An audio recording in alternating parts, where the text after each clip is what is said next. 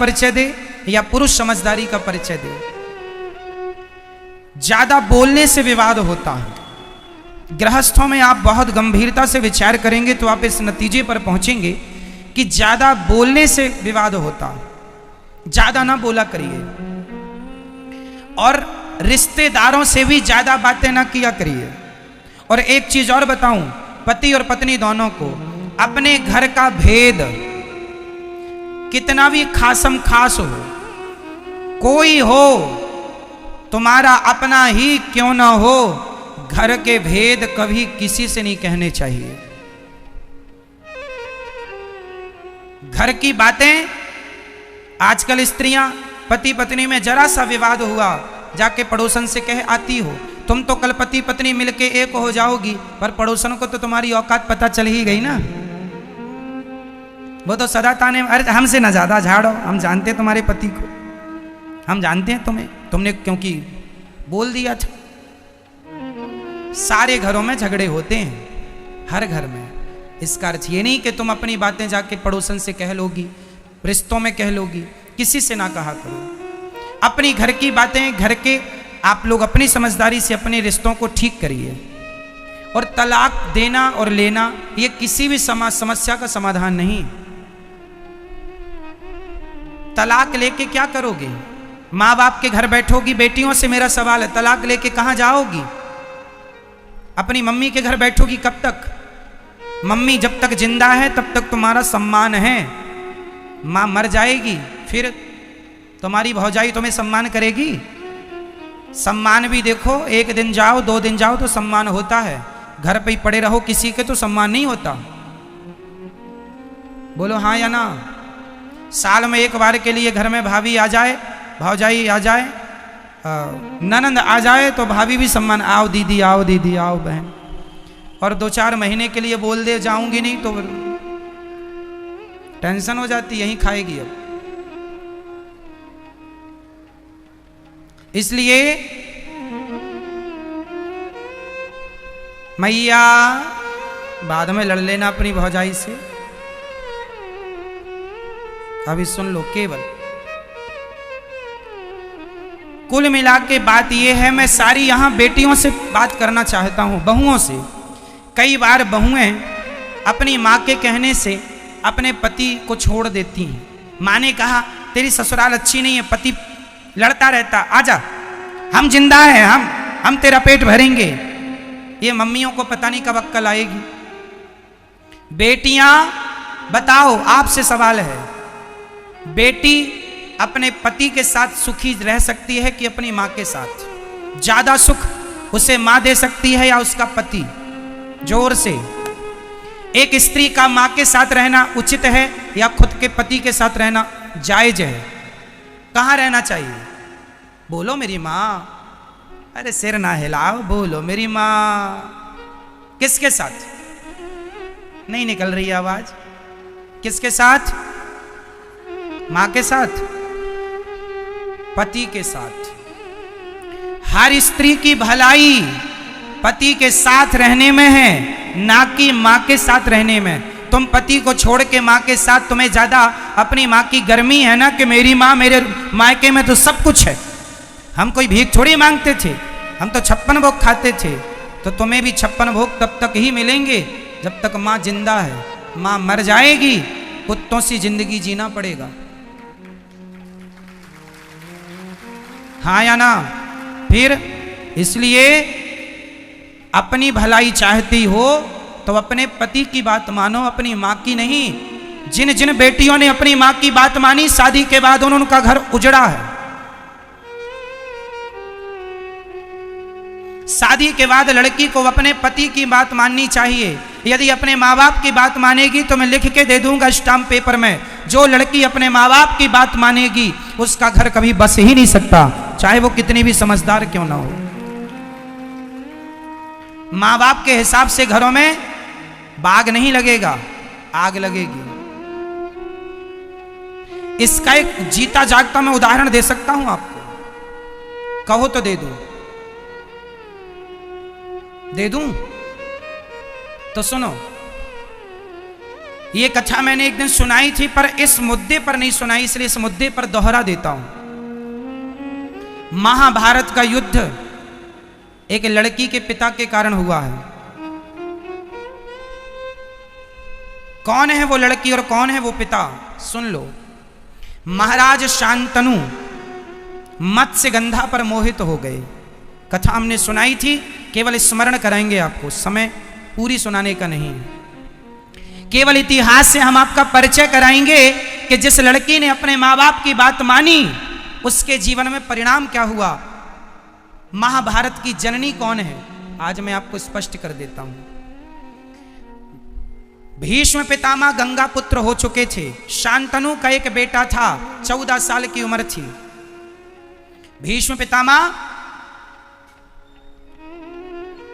की उम्र कितनी थी, 14 साल का छोरा था भीष्म पितामह की उम्र। ये गंगा पुत्र थे। शांतनु गंगा जा चुकी थी, अपनी पत्नी के वियोग में ये तड़पते थे। एक दिन एक महिला इन्हें मिल गई, बड़ी सुंदर थी, उनसे विवाह करने का मन हुआ। उसका नाम था सत्यवती। मत्स्यगंधा भी कहते हैं, योजन गंधा भी कहते हैं। कई योजन तक उनके शरीर से खुशबू निकलती है, इसलिए योजन गंधा भी कहते हैं। ठीक है, मछली की गंध आती थी, इसलिए मत्स्यगंधा भी कहते हैं। सत्यवती नाम है। सत्यवती एक केवट की बेटी थी। कथा हमने उस दिन विस्तार से सुनाई थी। तो केवट मतलब लड़की का बाप। चलो, अब लड़की का बाप चला हस्तिनापुर। हस्तिनापुर में महाराज शांतनु राजा थे। शांतनु तो अंदर थे। भेंट हो गई भीष्म पितामह से। उस समय भीष्म पितामह की उम्र कितनी थी, 14 साल के बच्चे से भेंट हो गई।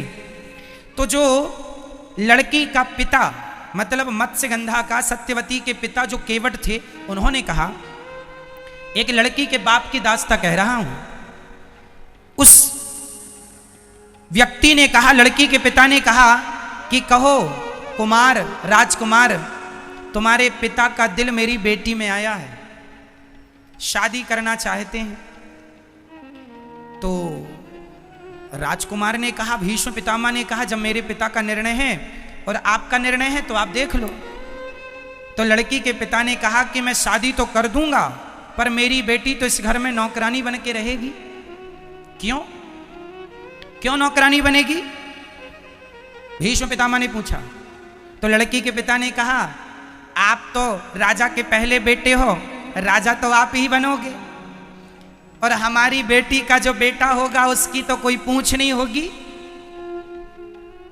तो भीष्म पितामह ने तुरंत प्रतिज्ञा की, मेरे पिता की खुशी यदि इस महिला से है तो मैं आपको वचन देता हूं कि मैं कभी विवाह नहीं करूंगा, मैं कभी विवाह नहीं करूंगा, और इस गद्दी पर आपकी बेटी से उत्पन्न हुआ बेटा ही बैठेगा।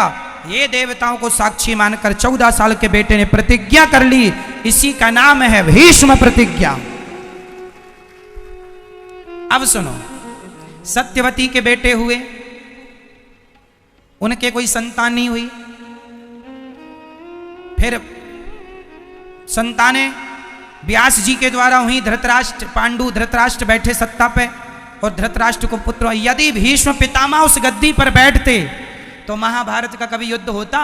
हमेशा लड़की के माता पिता अपनी बेटी का भविष्य बनाने के चक्कर में वो ये भूल जाते हैं कि इनके ससुराल में किसकी हानि हो रही है, किसका भला हो रहा। वो केवल अपनी बेटी का भला देखते हैं। और तुम बेटियों को अपने पति का भला सोचना चाहिए कि आपके पति का जिसमें भला हो, आपका जिसमें भला हो, वो निर्णय आपको लो। क्योंकि ससुराल पक्ष जो मायका पक्ष होता है वो हमेशा एक ही तरफ से वो निर्णय देंगे जिसमें केवल आपकी भलाई है। यदि उस लड़की के पिता ने ये देखा होता कि राज्य की भलाई किसमें है तो वो ये कभी संकल्प ना दिलाते, फिर भीष्म पितामह राजा बनते, और भीष्म पितामह राजा बनते तो महाभारत जैसी स्थिति कभी उत्पन्न ना होती। केवल यही बात समझाना है आपको कि शादी के बाद मेरी बहनों, मेरी बेटियों, हाथ जोड़ के कहता हूं, हाँ, यदि ससुराल में आप पर कोई अत्याचार हो रहा है तो आपके माँ बाप का बोलना जायज है, उचित है, पर बात बात में उंगली करना जायज नहीं है। छोटी छोटी बातों में भी माँ बाप उंगली करें, इससे रिश्ते टूट जाएंगे, खत्म हो जाएंगे। 100 में से 95 रिश्ते मां की गलती से, लड़की की मां की गलती से टूटते। इसलिए अपने पति, यदि तुम्हारा पति गलत रास्ते पर है, चलो एक और उदाहरण देता हूं, यदि आपका पति किसी और महिला के चक्कर में पड़ गया तो आप क्या करेंगे? भगवान करे कि आपके साथ ऐसा कभी ना हो, पर यदि हुआ तो आप क्या करेंगे? यदि आपको पता चल गया कि मेरा पति तो किसी दूसरी महिला के चक्कर में है, उससे बात करता है, उसके संग उठता बैठता है, जब आपको पता चलेगा आप क्या करती हैं? आप सबसे बड़ी गलती करती हैं। आप सबसे बड़ी गलती ये करती हैं कि जब आपको पता चलता है कि आपके पति का किसी महिला से चक्कर है तो आप तुरंत अपना सामान बांधती हैं और अपने मायके चली जाती हैं। अपनी माँ से बताती हैं। क्या होगा? माँ समस्या का समाधान नहीं कर सकती। तुम्हारा पति है, रास्ता भटक गया है, तो तुम पत्नी का तुम्हारा धर्म है कि उसे सही रास्ते पर लाना है। तुम चली जाओगी तो वो तो और आजाद हो जाएगा। इसलिए उस समय तुम्हें अपनी माँ के पास नहीं, अपने पति के पास रहना है और उस महिला के पास जा करके उसे सबक सिखाना है। समझाओ प्यार से, बातों से माने तो बातें, कोर्ट कचहरी से माने तो वो, नहीं तो लातें कहाँ चली गई। ठीक है मेरी माँ? तो आपके रिश्तों में कभी ऐसी आग लगे तो आपको क्या निर्णय लेना चाहिए? क्या?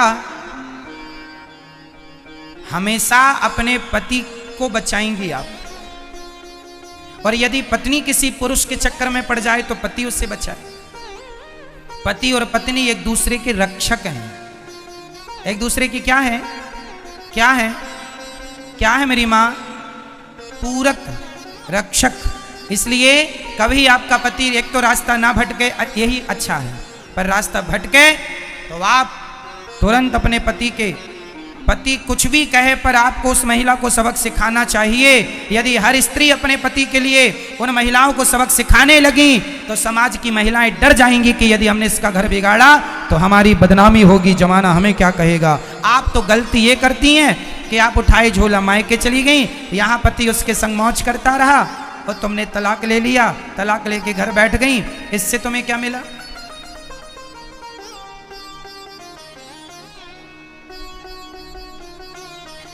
तुम्हें ऐसे आदमी के संग रहना है, नहीं रहना वो अलग विषय है, बाद में सोच लेंगे। पर अभी तो उसे वो आज के ज़माने में न मैया, कुछ स्त्रियां ये धंधा करती हैं पुरुषों को फंसाने का। हो सकता है तुम्हारा पति भी उसका शिकार हो चुका हो। आजकल मार्केट में ये बड़ा धंधा चल रहा है। जो अच्छे लोग हैं उन्हें ये महिलाएं अपने झूठे जाल वाल में फंसाती हैं। हो सकता है उनमें से आपका कोई अपना हो। इसलिए हर पुरुष से मैं निवेदन करूंगा, पराई नारी से सदा बच के रहो। पराई नारी कभी तुम्हारी सगी नहीं हो सकेगी। कभी ना पराई नारी सगी होगी, ना पराया पुरुष सगा होगा। अपनी पत्नी और अपने पति में ही विश्वास करना सीखो। यदि तुमने किसी और के आंसुओं पे चले गए तुम्हारा सर्वनाश हो जाएगा। कुछ महिलाएं कैसे फंसाती हैं?